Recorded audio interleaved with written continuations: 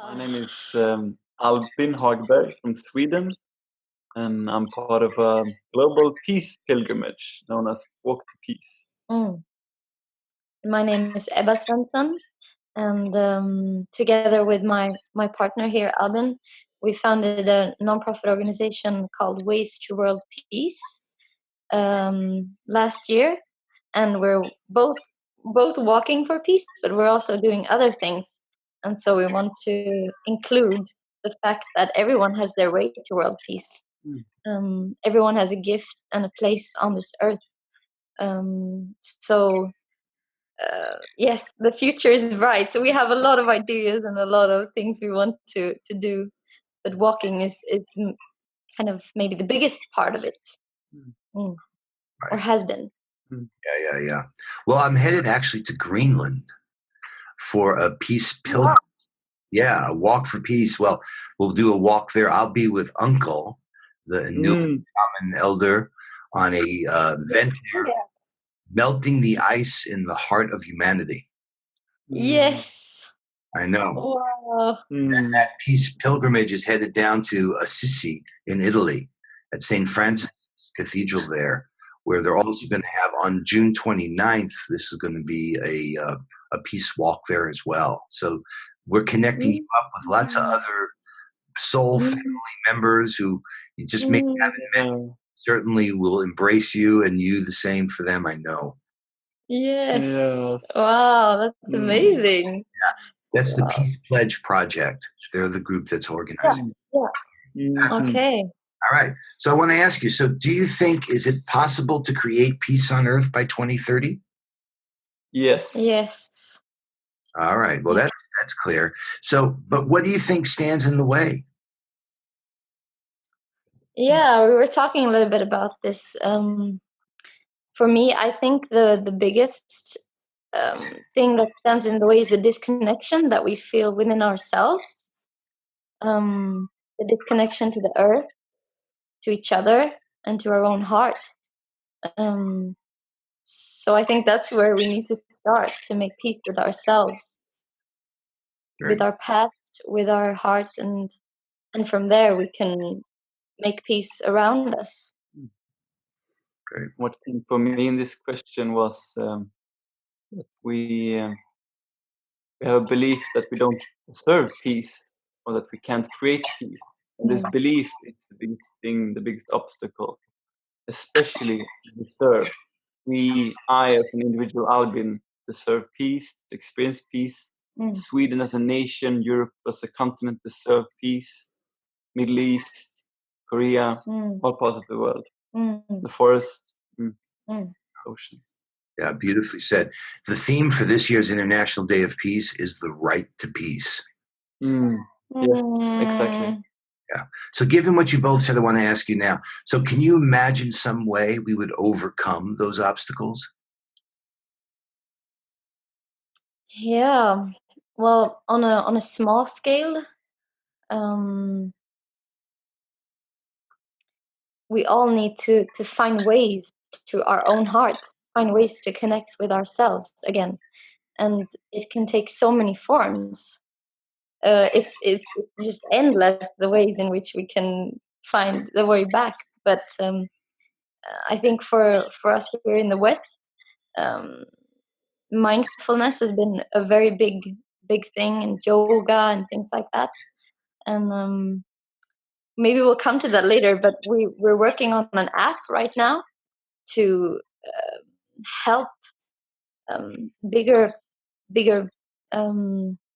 larger quantities of people through an app and a game to connect with themselves and to work with getting to know our own being, our own feelings, our body, our breath. So that's one of the ways. Good. No, we want to know more about that. We'll talk more about that. Okay, very good. And Albin, how about you? Can you imagine we reach that place where we realize we all deserve peace and we're gaining that right? Yeah. Through meetings eye to eye, and hearing people's experience of peace themselves, and connecting in nature with the peace that is already there in a tree or in a lush green meadow or savanna or mountain. There are so many oases of peace around us. To go there and to be there and to share it with each other, and to also to give this right to each other, to say to each other that yes, you deserve to rest now. You deserve this. You deserve this goodness, this love, this happiness that is coming from you, that is coming for you and from you. Beautiful. All right. So give me an example, 3 to 5 most critical things you see that need to happen for us to create peace on earth by 2030.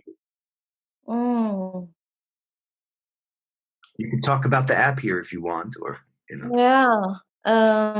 Well, I personally think that even though all the wars would end, and if people are starving, if people don't have clean water, and if people die of poverty, we will have new wars.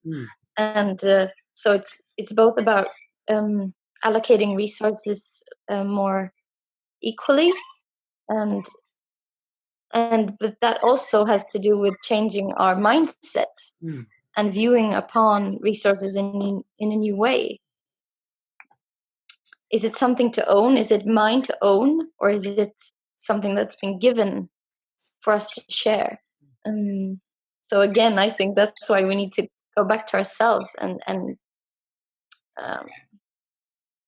relate in a different way, and change the way we relate to ourselves first, and then to the world and each other. I would say one huge factor would be when the extreme consuming nations and cultures on the earth, and we all know which part of the world this is coming from, when these cultures adopt a shift inwardly, collectively, that we don't have to go out in the world and take things to try to fill something in our bodies, in our souls, in our hearts. Take things from other culture, take things from the earth, take things from each other, from our employees. It's kind of just taking. But when we just shift inwardly, collectively to, it's already here. Wow, I am already fulfilled. I'm at home. I'm here on earth. I have what I need, because we have what we need in the West. Most, if not almost everyone on the material realm. So it's also shifting from the material to the spiritual, or to the mental, emotional, inward realm for the whole Western world, and also China. So it's not just the West, but the East as well. Very good. Very good. Cool. All right. So this has to do with you guys, each of you personally. So what do you most want to contribute to creating peace on earth by 2030? A revolution. Nothing but a revolution of people dropping the line of work and pay, and then you retire, and then you reach happiness when you're old. The radical shift in just do what you love right now. Money will come. Your family might not understand at all. No one might understand but yourself. But just do it and come and join us, because we're so many already. Beautiful. So this radical revolution in love and in peace. I'm writing a paper with Hereditary Chief Phil Lane Jr., and we called it A Reverent Revolution of Radical Hope. Yes. Reverent Revolution of Radical Hope. Yeah. Reverent Revolution of Radical Hope. And we call it, what we're creating here, a love currency embassy. Ann Davis, a very wise teacher of mine, she shared that term with me as well. So beautiful. I love that, Albin. Thank you for bringing the revolution of love and compassion and radical hope forward. All right. So what do you think? What do you want to most contribute to creating peace on earth? I also feel this radical energy in me that really wants to, no matter what, go my path, which is a lot about the heart. I keep saying that word all the time, and love, but it really is the true the true currency, the true meaning of being here on this planet. And we need to remind ourselves and each other about that every day. And so it's really about leading that life for myself and finding ways in which to like truly inspire people to find their ways of coming back to their heart. Beautiful. Mm. Beautiful. Gosh. All right. So now what do you want most for your organization or for what you're building, right, to contribute to creating peace on earth? Yes. So yes. the first thing would be the peace walk, that it goes around the world and that it finds the right people to connect with and walk with, and to grow together in peace, in unity. And the second thing would be the app, the game that we're making.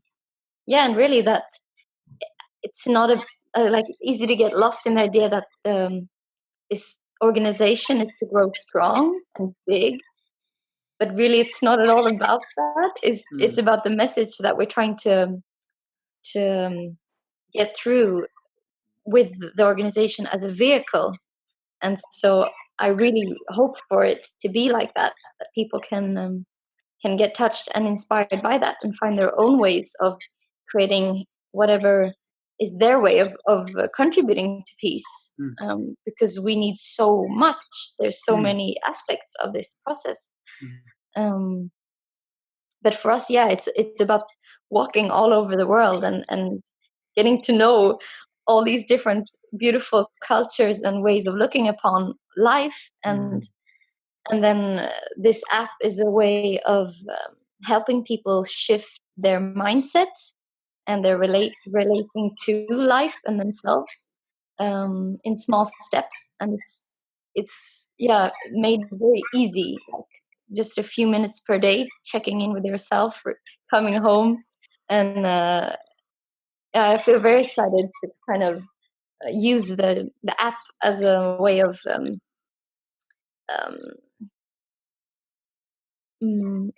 of putting all our new insights and all our wisdom into this app, that it can reach out to many people all over the world. And not ours, but in ours, collective Earth.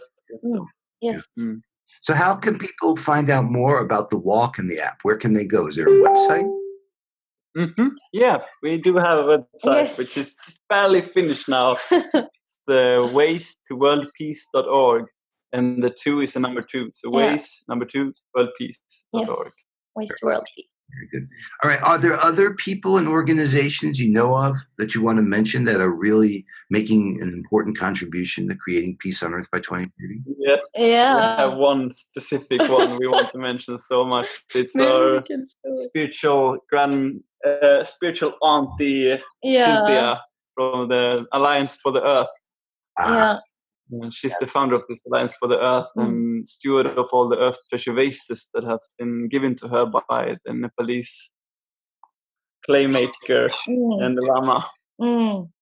Very good. Actually, I know her and the group with her. So Leslie and just came back from Nepal. They went and planted the vase there. Yeah. All right, fabulous. So Cynthia, I didn't know you knew her. Yeah, the Earth treasure. We actually have a part of our project in Walking in Korea this autumn is to bring this vase that we have here in our hands, which is dedicated to world peace, to the border of North and South Korea. Very good. And so if the time is right, then we might plant that there. And beautiful, fabulous. All right. So are there any other key insights you have to share on how we can all work together to create peace on earth by 2030? Yeah, I have something that's been growing in me a lot, and that is for the West to step down. Because when I'm reading about demographies and how China, Middle East is approaching or relating to the West, and also many other part of the world, it's like the West knows best, and the West and the UN is kind of seen as the West puppet. And we should adopt really humility humility, because technology has not saved anyone in the broader sense. It's only brought us to ruin of the planet. So deep humility for all the things we don't know, and to come to learn and not to teach. I think that's so big for me. It's growing up in Sweden and in the Western society, really. Got it. Yeah, and I'd like to add the fact that in all of this very full focus towards creating peace on earth, we need to really embody and remember we are peace, and that at one level, very deep level, everything is at peace. Everything is already made and done and perfect. And to act from that place of being, instead of getting lost in all that we need to do and create and to really anchor ourselves in that deep peace. Beautiful. Starting from within, working in this in a sacred manner, we heal and develop ourselves, our relationships in the world. Those are the guiding principles that have guided us in our work, and we are really so aligned with each other. Beautiful expression of what's possible in this world.